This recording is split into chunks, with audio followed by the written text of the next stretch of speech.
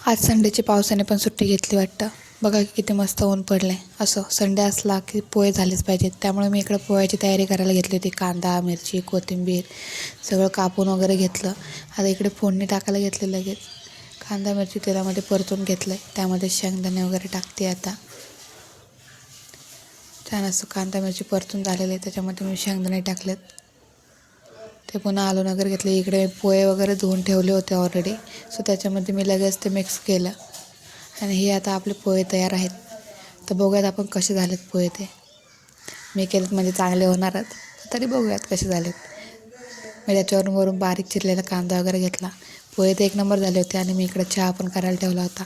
तर आपला चहासुद्धा रेडी आहे. माझा संडेचा चहा आणि पोहे खाऊन झाला. तुमच्या संडेची सुरुवात कशी झाली तुम्ही मला नक्की सांगा. भेटूयात नंतरच्या ब्लॉगमध्ये. Bye bye.